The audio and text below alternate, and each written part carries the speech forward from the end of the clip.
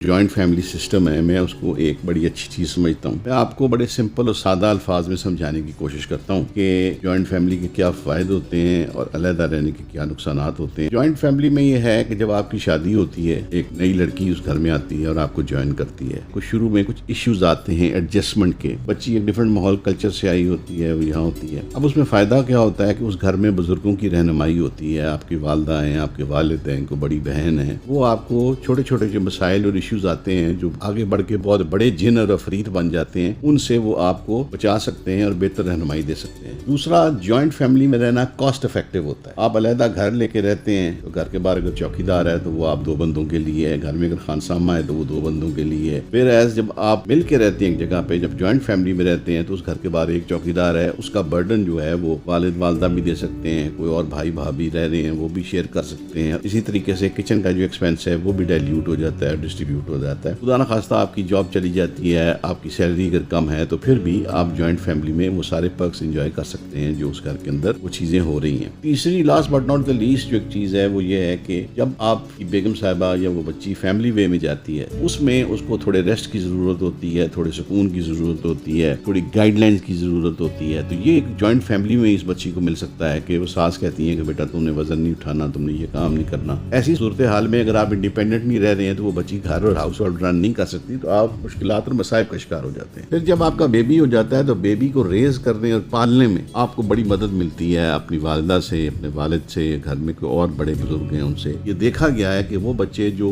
Joint family में रहते हैं वो बहुत ज्यादा बोलते हैं, वो तोते की तरह बोलते हैं और बड़ी रवानी से बोलते हैं, और वो बड़ी जल्दी उनको दादी जो है वो दीन की तरफ लाने की कोशिश करती है, नमाज की तलकीन करती है, अच्छे कामों की करती है। और फिर अगर वो जॉब करना चाहती है या वो कोई प्रोफेशनल वुमन है और कारोबार करती है तो उसको जॉइंट फैमिली में वो सपोर्ट मिल सकती है कि उसके बच्चे जो हैं वो इंतहाई महफूज हाथों में हैं। ये सारी बहुत सी बातें हैं जो एक जॉइंट फैमिली के फवायद हैं। आप जब सेपरेट रहते हैं, बात जो होता है कि जो हस्बैंड वाइफ का रिलेशनशिप होता है, जरा सी कोई बात होती है, आप उलझ जाते हैं, बात बढ़ जाती है, आपको कंट्रोल करने वाला कोई नहीं है या बच्ची को समझाने वाला कोई नहीं है। वो टोटल गाइडलाइन जो मिल रही होती है, टेलीफोन से मिल रही होती है, सोशल मीडिया से मिल रही होती है, जो आप देख रहे होते हैं, जो फिल्मों के अंदर हो रहा होता है कि ये हो गया वो हो गया, बड़े बड़े डायलॉग होते हैं। जॉइंट फैमिली में जो सक्सेस का रीजन है वो लड़का है। लड़के को वो बैलेंस क्रिएट करना है between his mother, his parents and his wife. सबसे बड़ा जो इशू आता है जॉइंट फैमिली के अंदर कि वालदा जो हैं वो शेयर करने को तैयार नहीं होती। लड़के वो समझती हैं कि शायद मेरा प्यार मेरी मोहब्बत में कम आ गया है। तो यहाँ पे लड़के ने अपनी वालदा को समझाना है प्यार और मोहब्बत से कि माँ, जो आपके साथ मोहब्बत और प्यार है वो एक डिफरेंट नेचर का है, वो एक डिफरेंट लेवल के ऊपर है, तो उसमें कोई कंप्रोमाइज कभी आ ही नहीं सकता। मैं जिस हाल में हूँ, आप ही का बेटा हूँ और आप ही का रहूंगा। तो आपका एक बड़ा लड़के का आपका बड़ा एक कलीदी किरदार है।